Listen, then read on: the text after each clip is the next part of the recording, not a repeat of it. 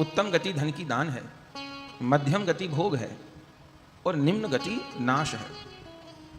आज कलयुग में ये तीसरी गति ही अधिकांश धन की होती है।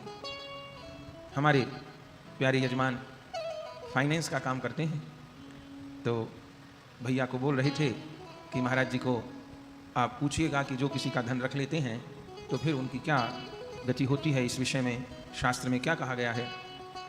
भैया, किसी का एक पैसा भी हम लोग रखें तो उसी को चुकाने के लिए दोबारा जन्म लेना पड़ जाएगा, और तो क्या हानि होगी, छोटी मोटी हानि नहीं होगी। किसी का कुछ भी हम रखें उसी को बराबर करने के लिए जन्म लेना पड़ जाएगा, इससे अधिक हानि तो और क्या हो सकती, छोटी मोटी हानि तो नहीं। दूसरा, आगे जो होगा सो होगा। यदि पाप की कमाई हमारे घर में किसी भी रूप में आ रही है तो एक बात तो लिख करके रखिएगा कि कभी संतान को सद्बुद्धि नहीं होगी। आप इसके उदाहरण भी देख लीजिएगा। हर लाभ शुभ नहीं होता है, लेकिन हर शुभ लाभ होता है। इसलिए दीपावली पर क्या लिखते हैं, लाभ शुभ लिखते हैं। क्या लिखते हैं, शुभ लाभ। पहले शुभ है, पीछे लाभ है। हर लाभ शुभ नहीं होता, हर शुभ लाभ होता है।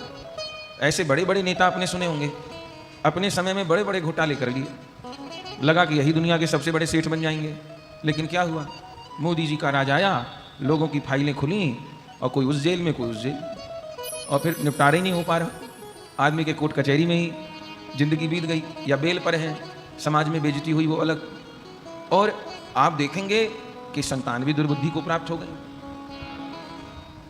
तो यदि पाप की कमाई घर में आ रही है तो एक आदमी, गृहस्थ आदमी, अपने परिवार, गृहस्थ बच्चों के लिए तो करता है जो कुछ इकट्ठा करता है, लेकिन यदि दगाबाजी का धन आ रहा है, यदि पाप की कमाई आ रही है तो संतान तो बर्बाद हुए बिना नहीं रहेगी। और एक गृहस्थ की संतान ही नष्ट हो गई या कुमारक पे चली गई तो उस पैसे का वो करेगा क्या, बताइए। वो पैसा ही पैसा रह जाएगा और वो किसी काम नहीं आएगा।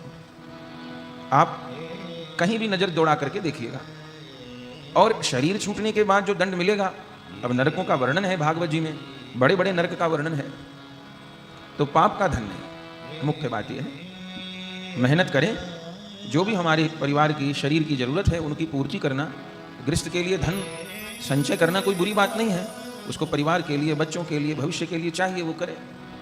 लेकिन अनीति नहीं, पाप नहीं। अगर अनीति और पाप से धन अर्जित हुआ तो वो कल्याण तो नहीं करेगा, वो उद्धार तक में बाधा दे देगा।